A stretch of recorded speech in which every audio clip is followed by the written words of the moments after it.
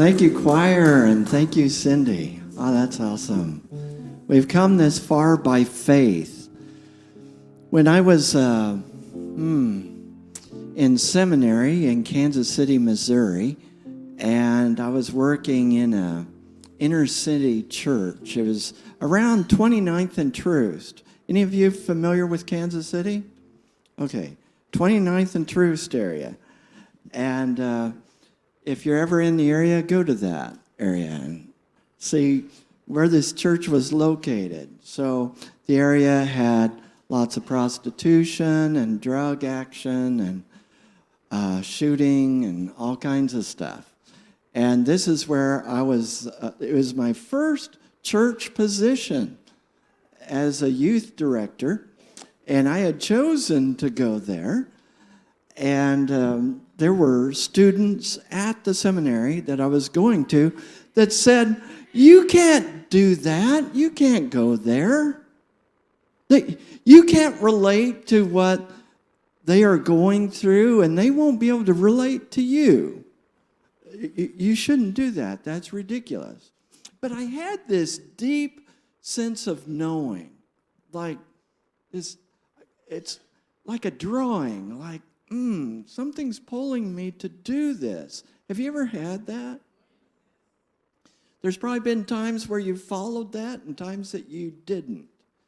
I've always found that it goes best when I do follow it.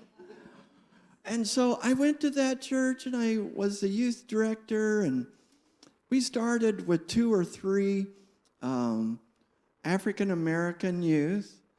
And, you know, after we started growing, we started building, I got involved in their lives, and we started a youth choir.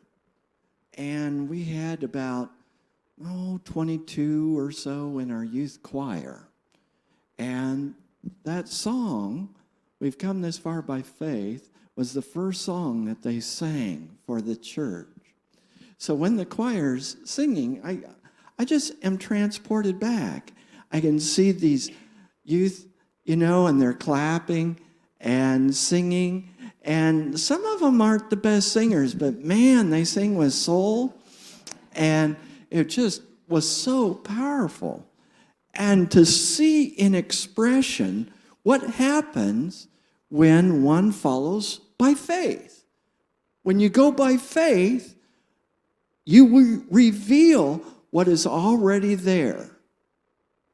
As it says in Hebrews chapter 11, verse 1, faith is the substance.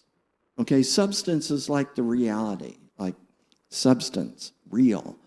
Faith is the substance of things hoped for, the evidence of things not seen. Well, if you can't see it, how is it evident? But faith has a deeper evidence than can be known by sight or by the senses. Charles Fillmore, one of the co-founders of the Unity movement, encouraged us not to stay in sense consciousness. That is, don't just stay in the idea that things are only real if you can see them or hear them or feel them. But know that you know that you know. Have you ever known that you've known something? Something deep inside, you just knew it. I remember when I was going into chaplaincy, and my first chaplain supervisor was a woman, and she had grown up in the Southern Baptist Church. And she received what she experienced as a call to go in the ministry. And at that time, the Southern Baptist Church did not recognize women ministers. But she said, "I know I'm called." Well, they didn't believe it.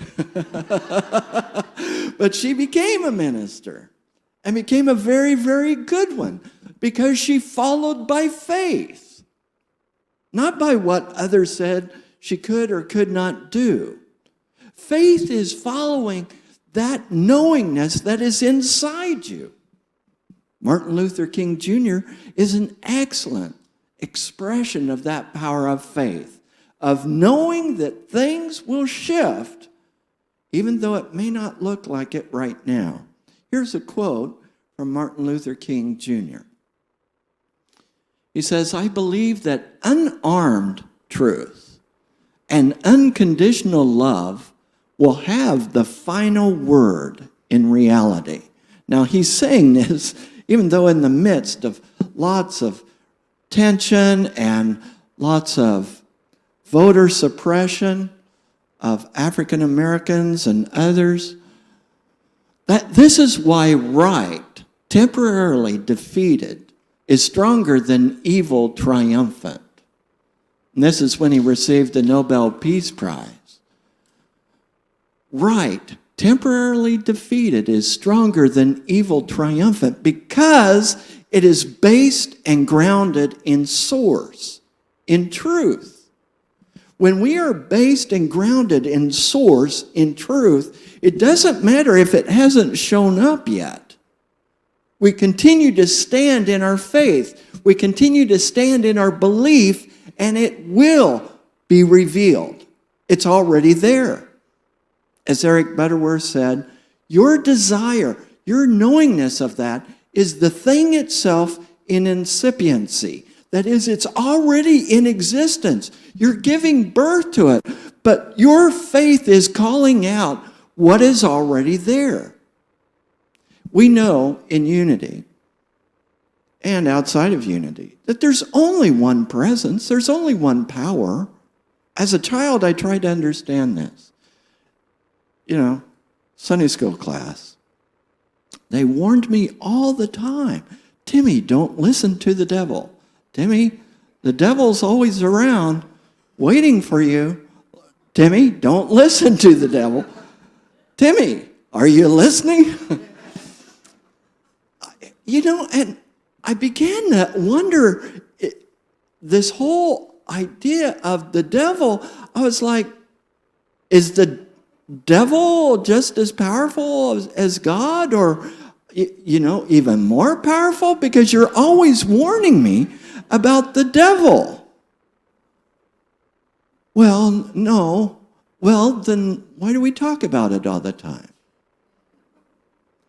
We know that there's only one power and one presence, and that presence, that power is truth. That presence, that power is love. That presence is creativity, intelligence. That presence is expressing forth as all of us. We've been sold a bill of goods. There is no separation between people of different ethnicities, sexual orientations, races. There is only oneness. And when we live that principle out, when we live that principle and give it flesh, we are standing in truth. And Martin Luther King Jr. knew that. He knew that eventually it had to begin the shift.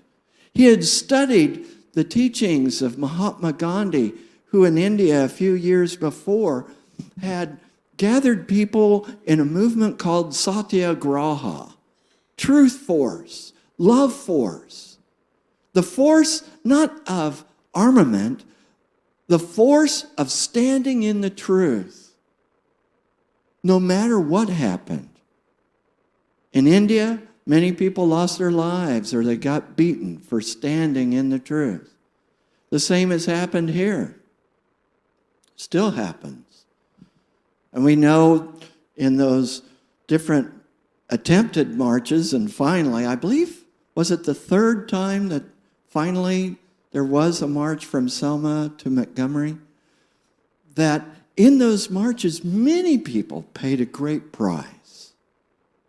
I think of Amelia Boynton, who was beaten unconscious on the bridge in the first march. And she was an advocate for civil rights. She lived to be 104 years old. And, I think of people like Jimmy Lee Jackson, who was, beaten and shot twice in the abdomen, a young man, a deacon at his church. And in 2005, the person who killed Jimmy confessed to it. in 2005. So it's right here in modern times, confessed to it, and was found guilty in 2007. And he was sentenced a whole 6 months. That's in our time, right? I mean, don't think that this is over. Don't think that everything's been solved. I think of someone who was born in Wichita, Kansas, by the name of James Reeb, a Unitarian minister, who heard about these marches and wanted to be supportive and be involved. And he was beaten and killed. So many have paid a great price. Harriet Tubman, with the Underground Railroad and with all kinds of activity that, and some of you have paid a price. I don't know about all the prices that some of you have paid. Some of you who are love streaming, or some of you who are here physically. I don't know if you've been ever subject to discrimination or anything like that. A number of us have experienced violence because of our color or because of our station in life, when in truth we know that there's only one power and one presence. I believe that unity, with its message of oneness, needs to be at the forefront of all things regarding justice and oneness and fair treatment of all people.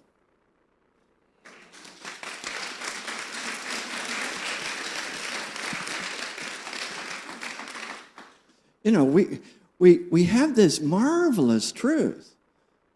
We need to live into that. We need to live that in our world. Our world is hungering for that. Our world is caught up in this idea of separation. This idea that somehow someone is against me, or some group of people, and that we need to somehow inhibit, imprison, restrict those people. But we know when there's only one power and one presence, that no one and nothing can ever truly be against us. Yeah, we take precautions, but if we are living in fear, this is going to be strong, but if we are living in fear, we are not living in God. Because God, there is no fear in God. God is love. 1 John says, perfect love casts out all fear. Fear has nothing to do with God. But fear has a great deal to do with controlling people. And as long as people can be made to feel afraid, they can be controlled. When we tap into our truth, tap into our vision, tap into that which Spirit is saying to us, we stand in our truth and we continue to live it no matter what. It's not always easy. It's not always convenient. I'm sure there were days where Martin Luther King Jr. would probably just soon sit on a beach somewhere.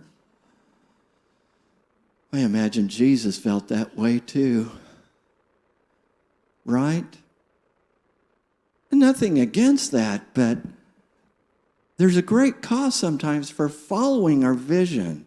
Just like, is it the next song that says, never promised that it would be easy, can't give up now.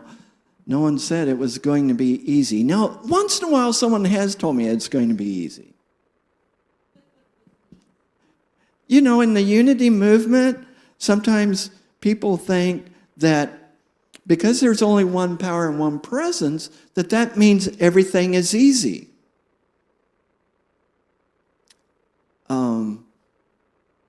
I had someone say to me once, They looked at me, and in regards to ministry, my ministry, said, "Oh, don't worry about it. It's easy." Well, yeah, don't worry about it, but I'm not sure what they mean by the word easy. Have you found that life is not always easy? Has anyone else discovered that? Now, some of you, maybe life is always easy. That's awesome. That is so awesome. I'd love to hang out with you, Just be so easy. It's like, yeah, everything's easy. But most of us have discovered that there are challenges in life. And when we have a dream, we are being called to do something that is outside of the norm, outside of the status quo. Otherwise, it's not a dream. It's repetition. Do you have a dream? Do you have a vision that stretches you outside of your comfort zone?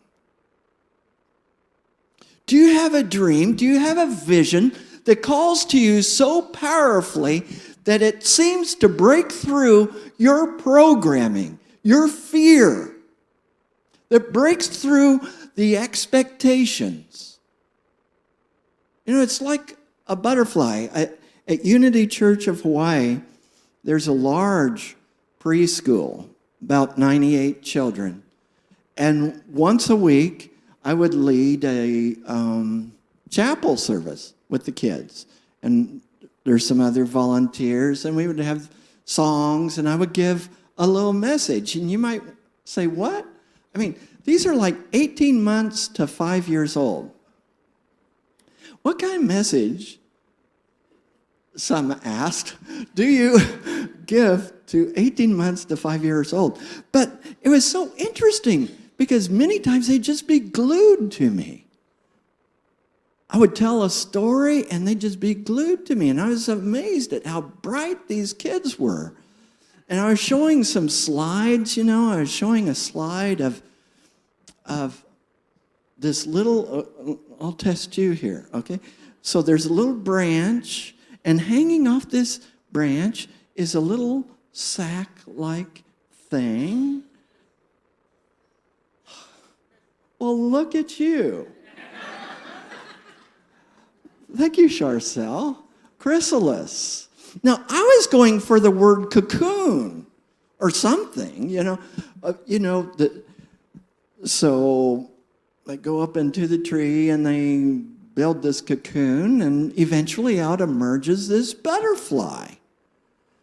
And I thought, I don't know if these guys know this word or know what this concept. And the whole group in unison shouted out, "Chrysalis!"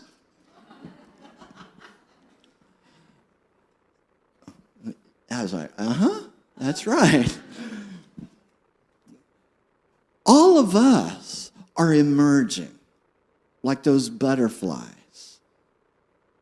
All of us are emerging, and it's not always an easy process, but we are being transformed.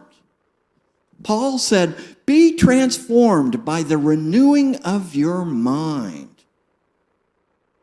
We are being transformed, and that occurs by faith. Faith working with love. Faith working with the power of our imagination. You are expressing the presence of God through your dreams, through your vision. What is it that you're envisioning? Some of you have told me, I'm so tempted, but I don't have your permission to share them. Some of you have shared with me dreams that are so big, there's no way they could happen without God. That's the kind of dream I'm talking about. Of having a vision, a dream so big, it breaks you out of your cocoon. It breaks you out into new birth, into a butterfly. You have a dream. And it is Spirit expressing as you. It's time for you to give birth to that dream. Don't let it just die in the sack on the tree. It's wanting to come forth. Let it come forth. And your faith shows the way. Thank you.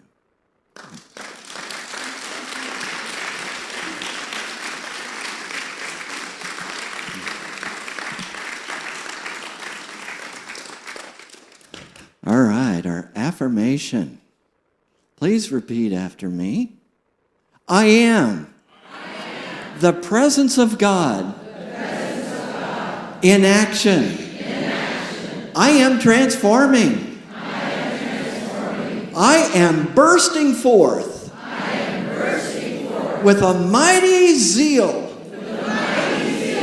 to do that which needs to be done as me. And so it is.